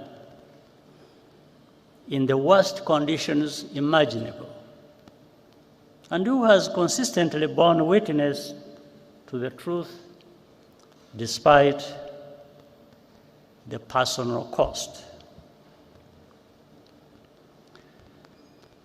Nevertheless, in the contrast between the two cases, I took note of the value that is attached to different shades of life. In 1994, all Tutsi were supposed to be completely exterminated once and for all, because the killings that had forced me and hundreds of thousands of others into exile 3 decades before had not been sufficiently thorough. That is why even babies were systematically murdered so they would not grow up to become fighters.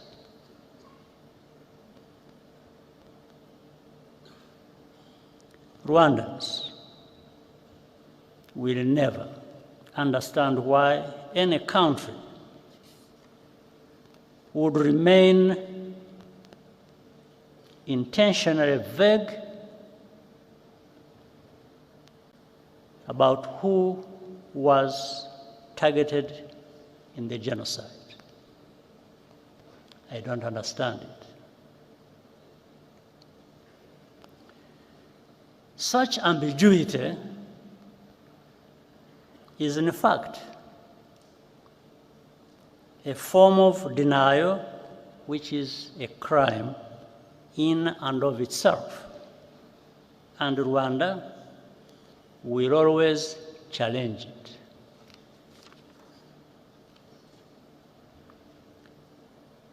When the genocidal forces fled to Zaire, now the Democratic Republic of Congo, in July 1994,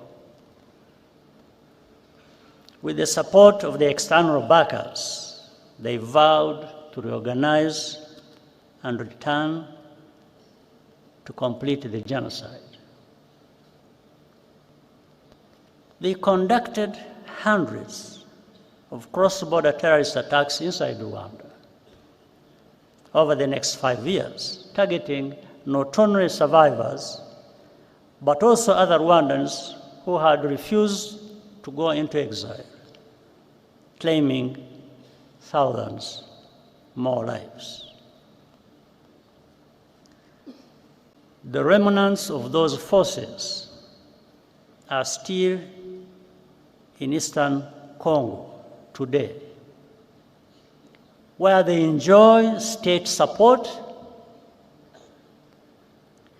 in full view of the United Nations peacekeepers,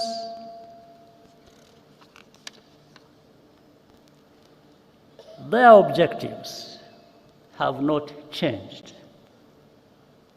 And the only reason this group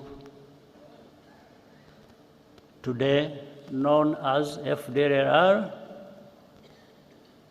has not been disbanded is because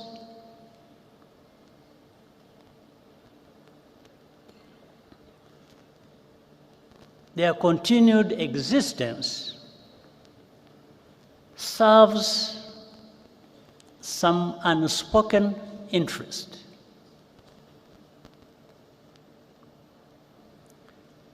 As a result, hundreds of thousands of Congolese Tutsi refugees live here in our country, in Rwanda, and beyond, completely forgotten, and no program of action for their safe return.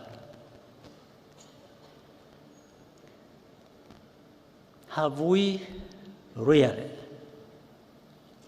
learned any lessons?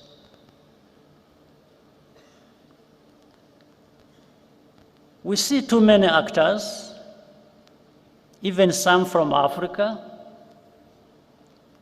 getting directly involved as tribal politics is given renewed prominence, and ethnic cleansing is prepared and practiced.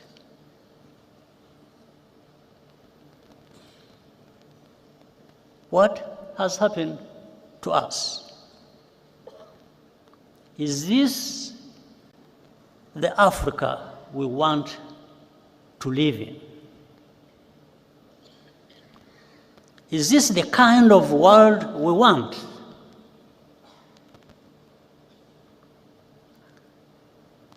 Rwanda's tragedy is a warning. The process of division and extremism, which leads to genocide, can happen anywhere if left unchecked. Throughout history, survivors of mass atrocities are always expected to be quiet, to censor themselves, or else be erased and even blamed for their own misfortune.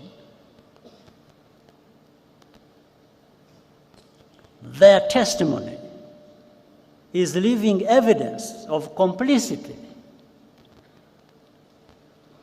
and it unsettles the fictions which comfort the enablers and the bystanders. The more Rwanda takes full responsibility for its own safety and dignity, the more intensely the established truth about the genocide is questioned and revised.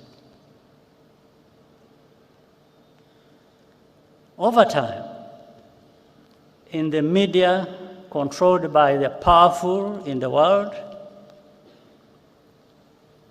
in this world, victims are branded as villains. And even this very moment of commemoration is derived as a mere political tactic. It is not. It never has been. Our reaction to such a hypocrisy is pure disgust.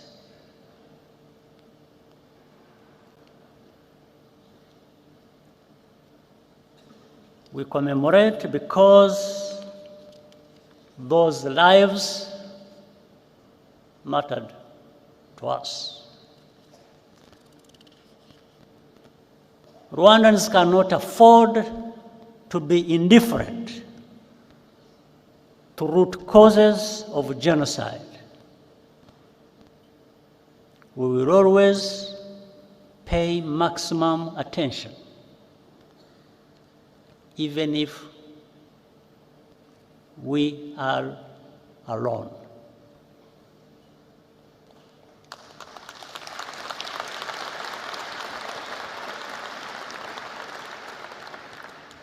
But what we are seeking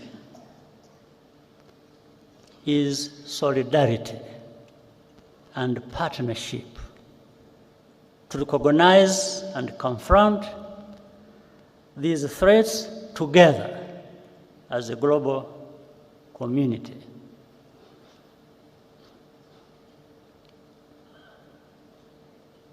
I will tell you another story. One night, in the later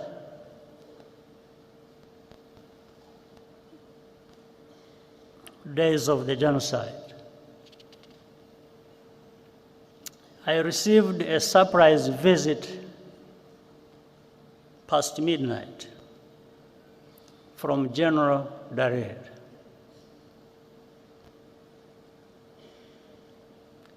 He brought a written message of which I still have a copy from the French general commanding the force that France had just deployed in the western part of our country. That operation took place.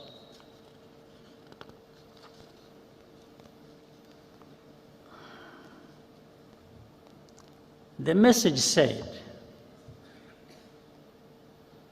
that we would pay a heavy price, meaning those of us, the RPF, if our forces dared to try to capture the town of Butare, that is in the southern part of our country. So, and General Dallaire gave me additional advice. He said, in fact, he warned me.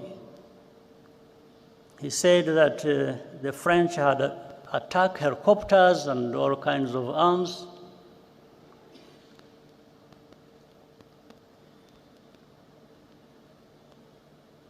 Every kind of heavy weapon you can imagine.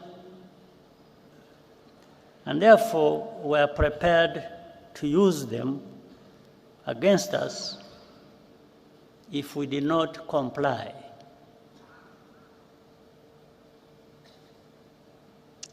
I asked Dallaire, I asked him whether French soldiers bleed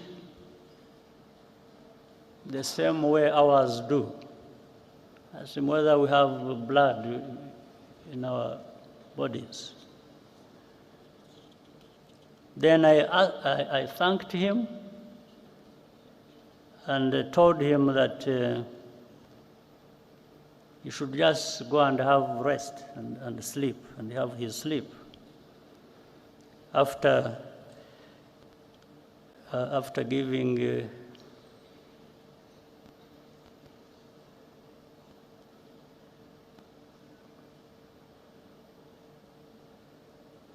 after informing the French that our response would follow, and it did.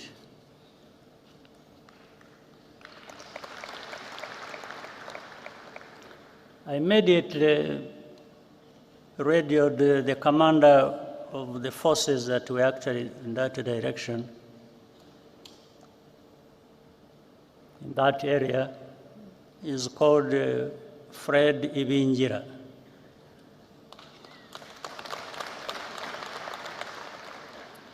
And told him to get ready to move and move to fight.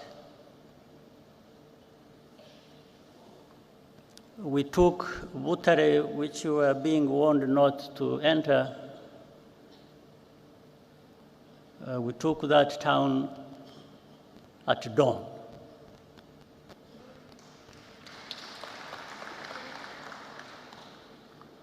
Within weeks, the entire country had been secured.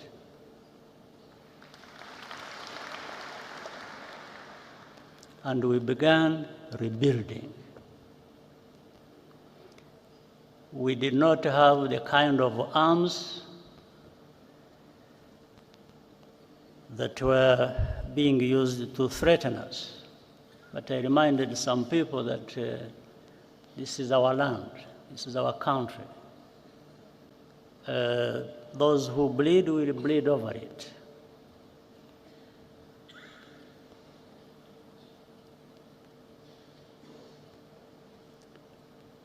We had lost all fear. Each challenge or indignity just made us stronger. After the genocide, we faced the puzzle of how to prevent it from recurring. There were three broad lessons we learned as a result of our experience. First, only we as Rwandans and Africans can give full value to our lives. After all, we cannot ask others to value African lives more highly than we ourselves do. That is the root of our duty to preserve memory and tell our history as we lived it. Second, never wait for rescue or ask for permission to do what is right to protect people. They don't know what they're talking about.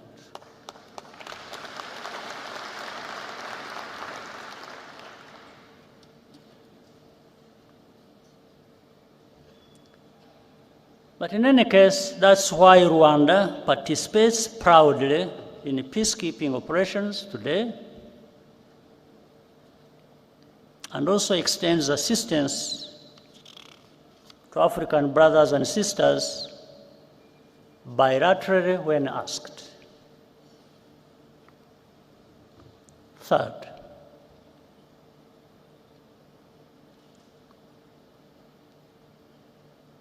stand firm against the politics of ethnic populism in any form.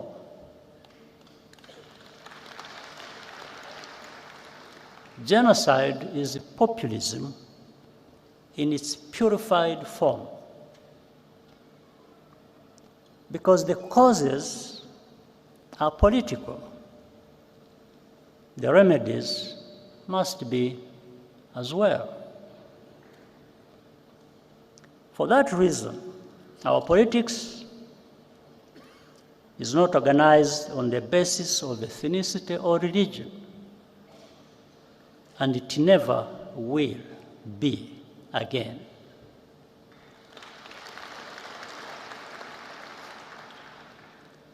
The life of my generation has been a recurring cycle of genocidal violence in 30-year intervals. From the early 1960s to 1994,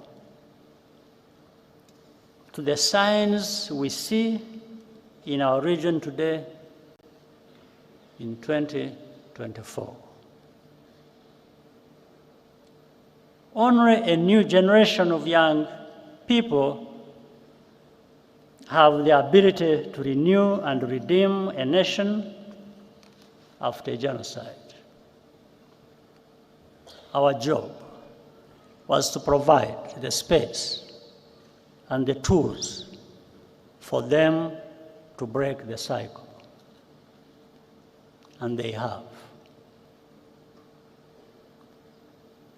What gives us hope and confidence are the children we saw in the performance area, or the youth who created the tradition of Walk to Remember that will occur later today. Nearly 3/4 of Rwandans today are under age 35. They either have no memory of the genocide or were not yet born. Our youth are the guardians of our future.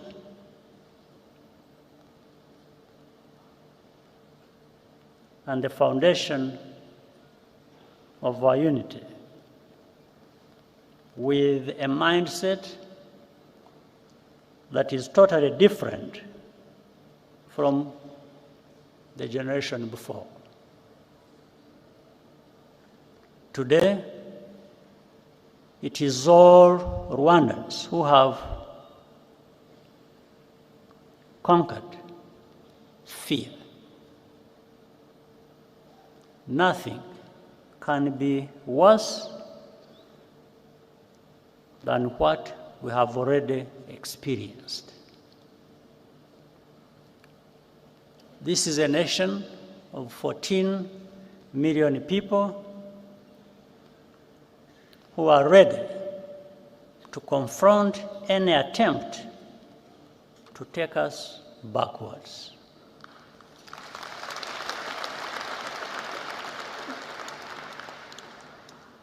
The Rwandan story shows how much power human beings have within them.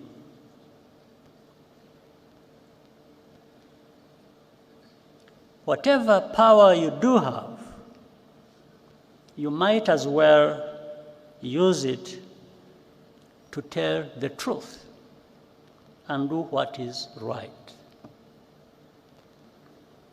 During the genocide, people were sometimes given the option of paying for a less painful death. There is another story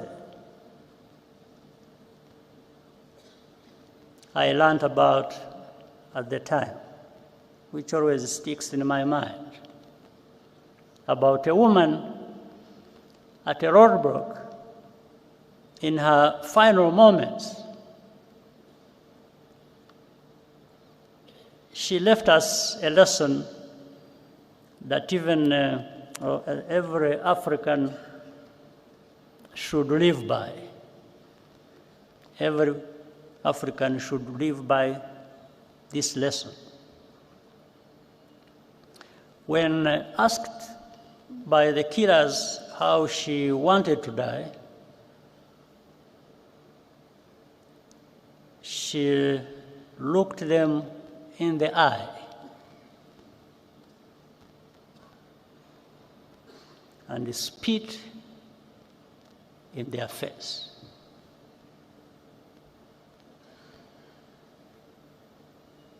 Today, because of the accident of survival, our only choice is what life we want to live.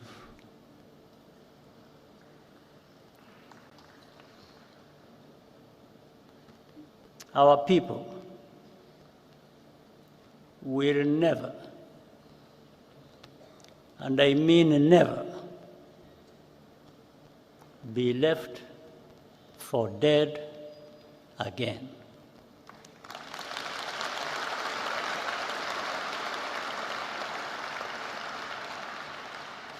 I thank you.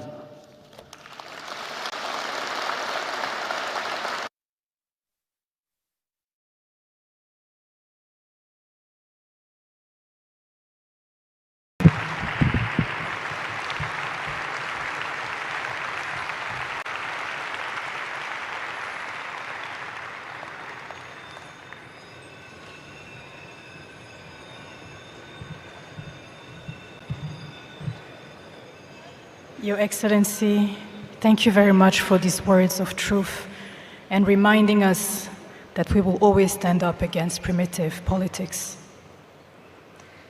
Now, distinguished guests, as we are coming to the end of this ceremony, we are going to hear the last musical interlude, which will be performed by Ruti Joël, Mani Martin, Bukuru Christian, Aline Sano, Nel Ngabo, and Kenny Mirasano, to reinterpret a song by the late Cyprien Rugamba, who was killed during the genocide. The song is called Murumve Twana Twanjye.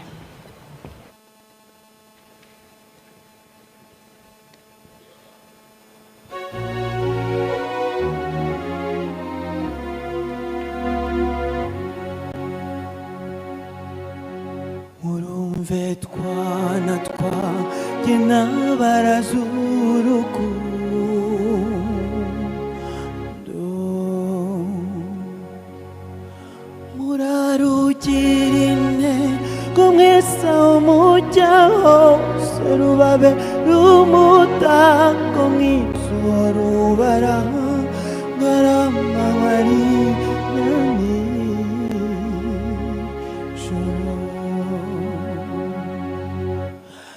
Ntihagire ikibaka